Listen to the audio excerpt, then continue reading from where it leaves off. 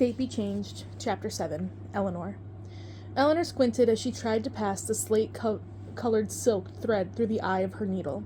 She had known this part of the tapestry. One of dozens that told her clan's story throughout history would be difficult. Why couldn't she weave a meadow of bright flowers and soft blue skies instead of McCameron Castle? Its muted hues were so hard to distinguish from one another, or from the gray of this blasted needle. As she examined the design, Elinor acknowledged that this piece, which she had worked on tirelessly for the past 2 years, inspired very little joy. She feared she was no longer capable of experiencing such an emotion while living within these walls, not after that small but delicious taste of freedom she had sampled before finding the red-headed girl in the woods. To dwell on what she had lost would only bring heartache, so she would embroider. She would embroider and play the lute and direct the staff and do all the other things a proper princess was expected to do. For now. Elinor released a sigh as she returned her attention to the needle and thread. She squinted, trying to bring the needle's slim eye into focus so she could pass the thread through it. "Stop biting your lip." Elinor snapped to attention. She looked to find her mother standing in the doorway to the drawing room. Anyone who did not know Queen Katerina would assume her severe frown was a sign of unparalleled displeasure, but Elinor recognized it as her mother's normal expression. The matriarch of Clan McCameron was not known to smile, especially in the presence of her only daughter. "I apologize," Elinor said. She straightened her spine, lest she give the queen something else to harp on. "I have encountered difficulties threading the needle." Her mother entered the room and snatched the silk thread and tapestry needle from Elinor's hands. With precision, the queen inserted the delicate silk through the narrow eye on the first try. "Maybe if you spent more time practicing your sewing instead of gallivanting around the countryside on a horse, you would be better at it." "I apologize," Elinor said again. It was a frequent refrain, and it was never enough where her mother was concerned. Queen Katerina looked down her regal nose at Elinor, as Elinor could only guess at what fault she found in her daughter that day. "Tell me, who is this girl you have brought into the castle?" her mother asked. So she had gotten word about Merida. Elinor had wondered how long it would take before the queen was informed. Her father had been apprised of Elinor's return moments after she had entered the castle, along with word of the young girl with a head injury that she had found in the woods. But she wondered how much Queen Katerina knew of the situation. Her mother was not usually privy to all of the details her father received. Something Elinor suspected was a bone of contention between the king and the queen. After all, Elinor's mother was one of royal lineage, yet it was her father who had given the authority to preside over the kingdom. The practice galled her. If she were to ever serve as queen, Elinor would insist the rules change. She would demand to be an equal partner to her husband in the running of the kingdom. Elinor answered her mother's questions. "The girl is of no importance. She was lost and injured. I could not leave her in the forest to fend for herself, not in the condition in which I found her." "You should not have been in the forest," her mother snapped.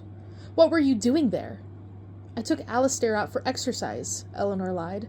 "There was too much activity in the bailey, so I decided to take him out to a ride in the woods. It was such a lovely morning, I lost track of time." Her mother continued to stare at her with a look of singular disapproval. Elinor fought to keep herself from squirming. "You are the future queen of this kingdom," Queen Katerina began her oft-repeated diatribe. "You must conduct yourself as such. I have explained this to you on more than one occasion, Elinor. Princesses do not race their horses through the woods, and they certainly do not do so unaccompanied. What if you had been kidnapped?" "But we are at peace." "Silence," her mother hissed. "You are not to dim-witted as to believe that one of these clansmen would not take you away with you if given the chances. Peace accords be damned." Her mother paused, seemingly to collect herself. "It is not only rogue clansmen that pose a danger, Elinor. What if you had gotten lost or injured like this girl? Would you be able to get back to the castle on your own? What if you had countered Mor'du?" The queen's voice shook with rarely displayed emotion. "The perils that could befall you are too numerous to name. You mustn't put yourself in danger again." Witnessing her mother's concern for her was both surprising and rather comforting. Elinor did not doubt her mother's love for her, but the queen meted it out as if it were rare gold coins. "I will make better choices in the future," Elinor promised. Her mother's expression returned to its usual frostiness. "Must I also remind you that you are to be married soon?" her mother asked. "I will not be here to hold your hand and teach you how to be a queen forever, Elinor." Elinor put a hand to her stomach. Just the mention of her upcoming betrothal brought on a case of the vapors. She did not need her mother to remind her of what awaited her in the very near future, because it was all she could think about. It was the reason she had to make her escape, and quickly. She had been promised to the son of her father's most loyal chieftain since birth. Not to say Elinor abhorred her impending groom was putting it mildly. Yet Elinor knew she could not allow anyone to see just how much she loathed the thought of marrying her betrothed. She had to let her parents think that she was still their dutiful daughter, ready and willing to go along with centuries of tradition. "Reminders are not necessary. I am well aware of my betrothal." She held out her palm. "May I please get back to my sewing?" Elinor tried to keep her fingers from shaking as she returned to her tapestry, knowing the queen was watching her every move. She serendipitously sucked in a deep breath as she pierced the fabric, then released, pulling the needle through. Her body remained tense, waiting for her mother to unleash more criticism. But after several long, anxiety-riddled moments, Queen Katerina turned and walked out of the room without saying another word. Elinor willed the moment her mother cleared the doorway. She had survived another encounter with the queen unscathed. Unscathed, but not unbothered. Her mother made an important point about the dangers of the forest. Elinor was unsure how she would fare if any of the calamities that Queen listed had occurred during her escape. Maybe she was not as prepared for the grueling journey south as she first thought. But she knew someone who was. Merida. Elinor had been shocked that the girl so young would have ventured into the forest on her own, and yet what she had found even more shocking was how well Merida had survived her night in the woods. The girl had been able to build a fire and procure her own food. Two skills Elinor did not possess, but absolutely needed if she was going to be successful in her future escape. A plan began to take shape. Merida would be taken back to her clan once she recovered.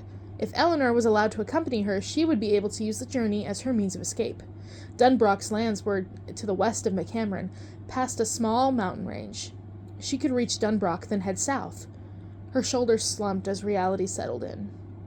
If her father discovered Merida was of Clan Dunbrock, he would send word to the chieftain and request that the girl be retrieved as soon as possible.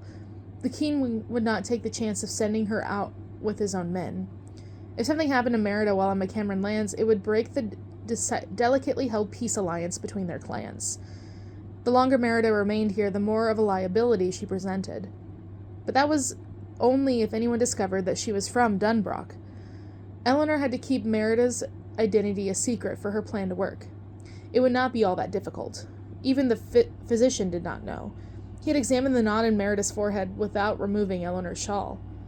All they needed was a fortnight, maybe even less. That should be enough time.